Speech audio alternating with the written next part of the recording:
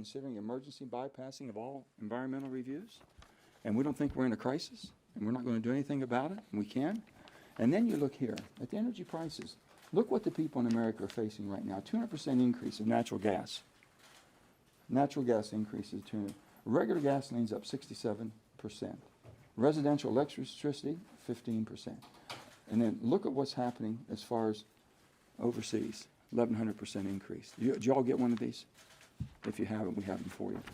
And this is what we're talking about. What are we facing today, and how do we basically get through this?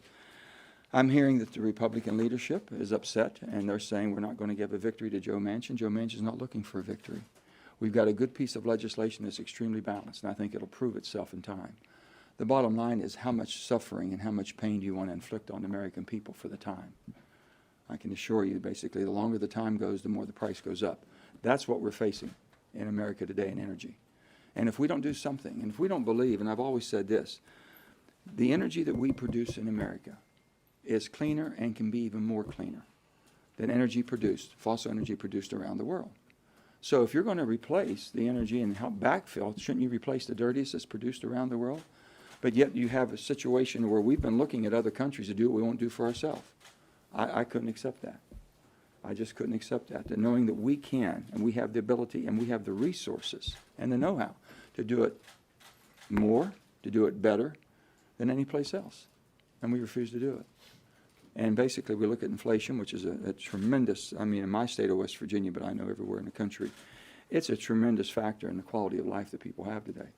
And the quicker we can do that. And the only thing I can tell you about inflation, I mean, one way to get out of inflation, you got to work yourself out of it. You got to produce yourself out of it.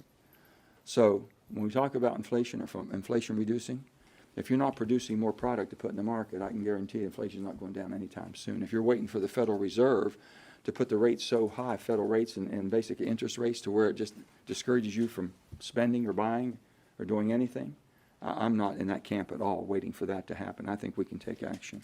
So I can go home and explain what I'm doing. I've always said if I can explain it, I'm fine. I vote for it. I support it. But to have an opportunity that I know there's part of my Democrats, the caucus, and the far left, liberals, that Bernie is so proud of, we're never going to be for this. I knew that. This is a bipartisan. It doesn't pass without the Republicans. And to have something that my Republican colleagues, and the leadership knows this better than anybody in Republican, you know, and they'll see this when the text comes out, and they know that basically what they've tried to do. And I says, I applaud my colleague, Senator Capito, for putting something out and dropping a marker, a messaging bill that they support, that they supported. They support permitting reform. How in the world do you go home and explain it? Well, the perfect just wasn't perfect enough. So the perfect will be the enemy of the good when you've had no movement. Now, if you think that just wait until we get in control, we'll change everything. Well, first of all, you run the tables in 2016. You had a Republican president, you had a Republican House, and a Republican Senate. You didn't do anything in energy permitting. So if you run the tables, you know, you basically run the tables in 2022 in November, here in a month or so.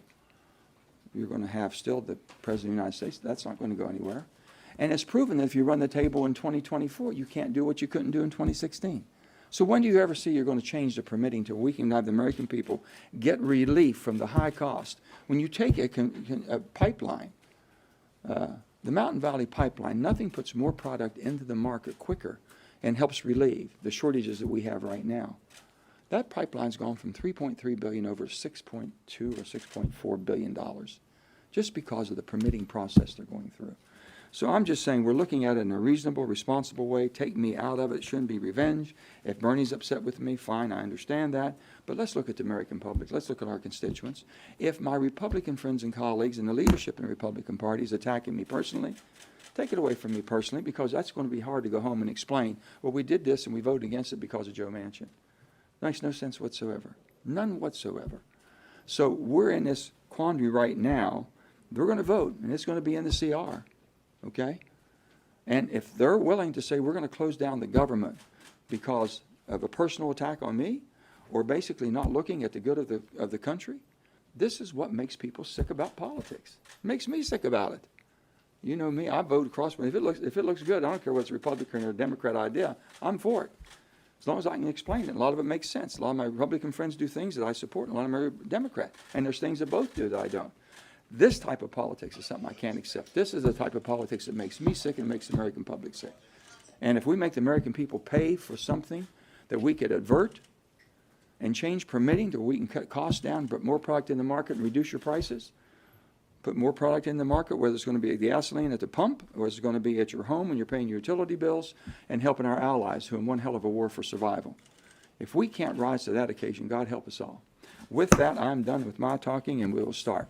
Yes, ma'am. Has Senator Schumer changed his promise to you? Or No, he's still committed not to at all. this year? Not at all.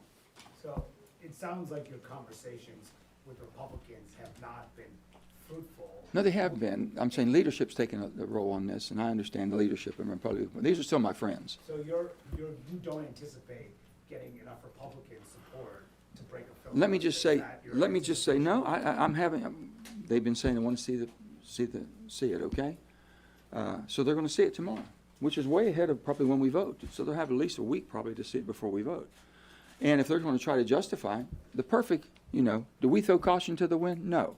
Do we make you go through the environmental process? Yes. We just accelerate the time, the same as they do in other developed nations. That's all we're doing. You'll see all that in fine print tomorrow. With that being said, if they're going to basically double down, after you get 47 senators on the Republican caucus, I believe, is that the last count, I think, that signed on to Senator Capito's bill, which is pretty much in line with what we're doing. And now they're going to say, well, I'm so sorry, it's just not perfect enough, and has Joe Manchin's name on it. Whatever the reason, how do you go home? I couldn't go home and explain that. And I would like to think at least 20 or 30, half or 25 out of the almost entire caucus that supported and put their name on a bill, and it's always been one of their main goals to pass permitting, would at least be able to say, hey, this is the first time we've had positive movement. First time we've had positive movement. And you tell me another time in your lifetime, which is all of us, and some of us aren't as young as we used to be, in our lifetime you're ever going to see this opportunity again. I don't know. So they'll have to answer that. I think, yeah, okay, right here. Thanks, Senator, for doing this. Can you talk about your approach with Senator Capito, your plans to talk to her going forward? She- And also, can you answer Republicans' criticisms that I know many of us have heard, it's been reported? They say they just can't trust you, and they feel betrayed from what happened at the end of the last work period with the Inflation Reduction Act and the PACT Act.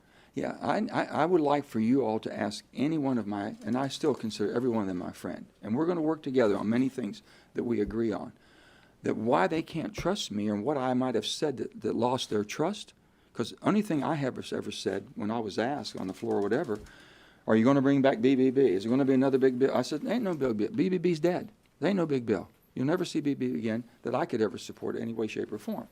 I made that very clear. I said, but if I get a chance to do something with energy, I would do it. And as the Ukraine war escalated, what we had and what we're in a world crisis right now, they're in a crisis in Europe, we're getting an inflationary crisis that's basically we could relieve and not do anything. I said, why wouldn't I do that? And they said, well, why was it so secret? I never thought we'd ever get there. Why was I going to put myself back out to where I've been for the last on BBB and taking what I did? And they said, oh, that felt so good, I'm going to try it again. I never thought we would get there because I'm looking for a balanced pass. I want to make sure that we can produce enough energy to be energy independent and secured in this nation to remain the superpower of the world. You cannot remain a superpower of the world if you don't have energy independence. If you're depending on other people to produce your energy, you will not maintain our status. That was my main driving force. I had a chance to basically develop and write a bill with a very competent staff that gave us a pathway to produce the energy we have in the cleanest form of fossil while we're investing in the energy of the future. Everyone was happy when at first, okay? And then they started thinking, well, I really don't like that part of it. I really like this part of it, or vice versa. I'm sorry. We need to have energy independence. That's what I'm all about. And Senator Capito? Senator Capito? Why not work She's with still she's my friend. her? How directly are you planning to work with her? We have talked, her and I have talked on. She says this is a messaging bill. I understand that. I would, if we had that, She told you it was a messaging bill? yeah, well, we all know it. I mean, basically, if it was a majority of Republicans and I'm putting a bill, it'd be messaging, right? So, yeah, the facts are what they are. But with that, you know, I would hopefully that she'll see the content, which she says she wants to see. She'll be seeing that. I wish they could have seen it sooner. We've been working on it and scrubbing and getting it ready for the CR. She'll see that and hopefully make up her mind that this is much better than anything we've ever had and everything we're ever going to get in the future. And to come back home to West Virginia, I would assume that if it's in the bill, I can tell you, if it was the Republican leadership doing what we have been trying to do, I would gladly vote for it. Okay, and to go home and say we have been able to produce more energy. We have a product coming out of West Virginia that's going to help our country and help the world, and I'm proud of all that. Real quick. Are you willing to see the government shut down over this? I'm not shutting the government down. I'm voting for it. So whoever votes against it is shutting the government down. But are you Yes, willing ma'am. to, if the government does shut down, there will be people who blame you because you pushed to have this included in this Schumer side deal as Republicans are. There's no side deal. There was never a side deal. This is all one. It was one package we worked on from day one. Okay, so you all have labeled this as a side deal. I'm so sorry to deflate you on this one. There's never been. Basically, it didn't fit into the reconciliation, so it was separated, and that's why it's in this, and everybody agreed on that. Yes, ma'am. What do you see as the big differences between your bill and Senator Capito's bill? I think basically, I can tell you real quick on that. We do not bypass any of the environmental reviews. We do not bypass those. So if you look at theirs that bypass it, ours that doesn't. With that, we just basically accelerate the time frame, and I think that'll be very clear. And what do you say to liberal groups who say that your plan will be harmful to the environment, that it'll do damage to communities and What's doing damage to the environment right now is the dirty fuel being produced around the world with absolutely no oversight whatsoever, whether it's from Venezuela, Russia, wherever it may come from. The more we can put out in a cleaner fashion than it's ever been done in the world, and we do it better than any place else in the world, that helps replace the dirtiest. That's what really helps the climate, sir. You mentioned that everyone agreed on including this permitting reform as part of the broader agreement on the Inflation Reduction Act. Do you feel that other Democrats are doing their part in helping get this bill across the finish line? Absolutely. Absolutely. Senator Schumer has been very clear and direct. I appreciate very much. This is part of the whole thing. If you want to fight inflation, if you want to basically fight the climate, and if you want to reduce the prices and the pain that people are feeling, you've got to produce your way out of it. You can't sit back and wait for it just to happen. It doesn't. And that was all part of the whole conversation when we got serious about we were getting close to where we could agree on things. But that didn't happen until July. I mean, everyone thinks that this is, you know, we just kept our heads down and our feet to the grindstone and just tried to make something good happen. So you never give up on trying to improve things. The easy thing, guys, you all know this, the easy thing for me is to say no, and let's walk away and do nothing. After the BBB and all that fiasco and everything went down, that's the easiest thing.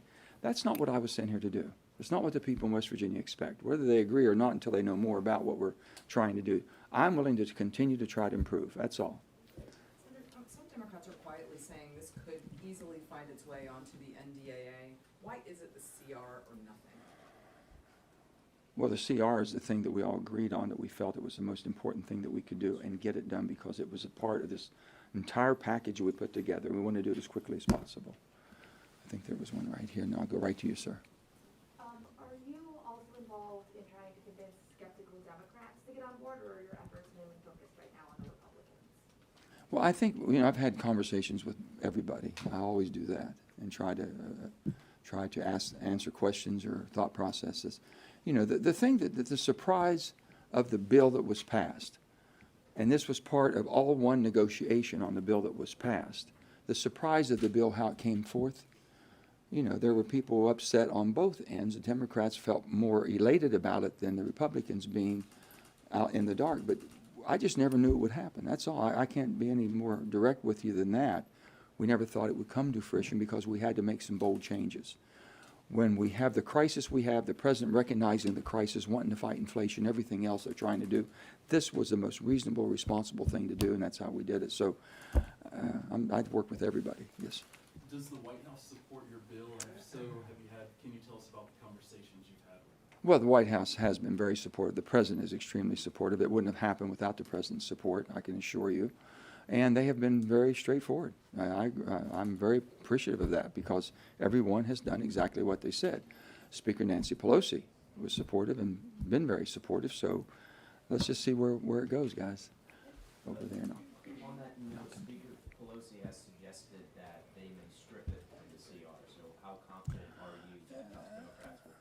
You know what, I've had a great relationship with Speaker Pelosi, and I trust her. So we just say she has to do how she handles the House and how she works with her colleagues there, and I trust her to do that.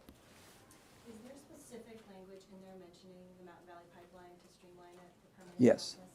Yes, there is. We have nothing else in the country that can put that much, we're short basically in our forecast for gas shortages, gas supplies that we have, storage. We're short in this country. And we're trying to help not only ourselves, we're trying to help our colleagues, our friends abroad.